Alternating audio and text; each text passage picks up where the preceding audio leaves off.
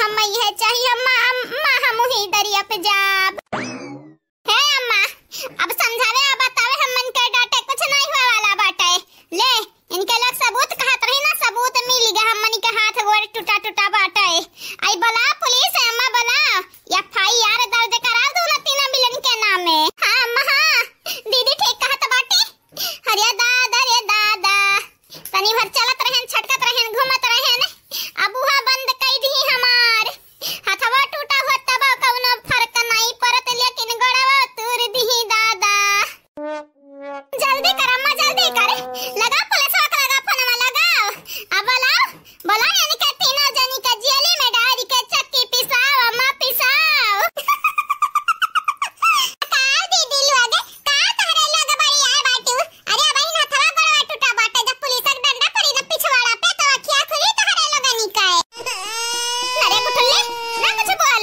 हां नहीं तो बहन हम मजाक के मूडी में नहीं है। ए अम्मा हम मजाक नहीं करी थे, तहरे लगन के लगे सबूत बाटे, टूटा हाथ टूटा गोड़ तो बड़की भौजी के लगे जानत बाटी गवाह बाटे गवाह।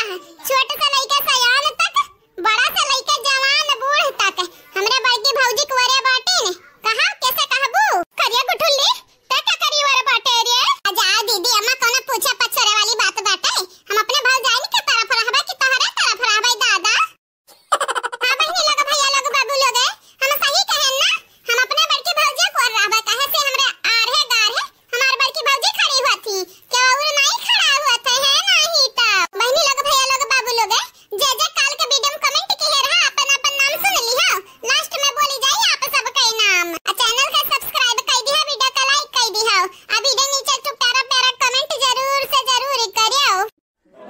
पहले रहे न सही सलामत ये हमारे अम्मा हो, गोड़वा टूटा हथवा टूटा मुड़िया नहीं फूटा अम्मा हो, मुड़वा कहाव तो हम फुअर दिए हमारे बिटिया हो। बकरी अम्मा अब देखी है देख मुझे मजाक लागत बाटे तो का मजाक।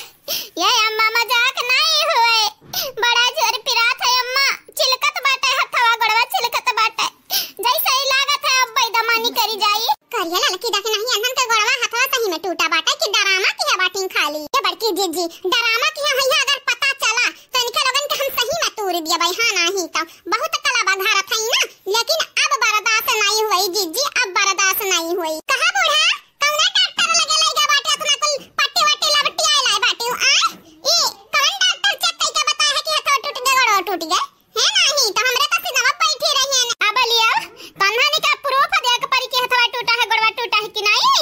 ये देख नहीं ललके घुघटा ही जानी जाया जान, अगर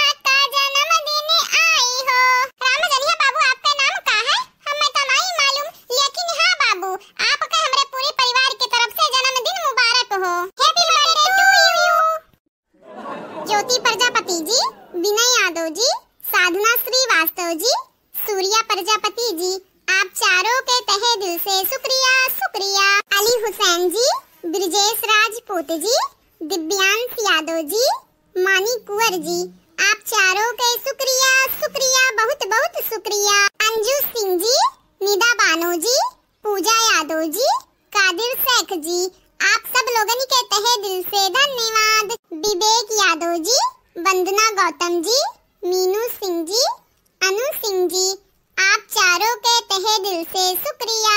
हसनैन हाशमी जी, रेशमा दीपक जी, प्रियंका जी, लैक अहमद जी, आप सब लोगन के धन्यवाद।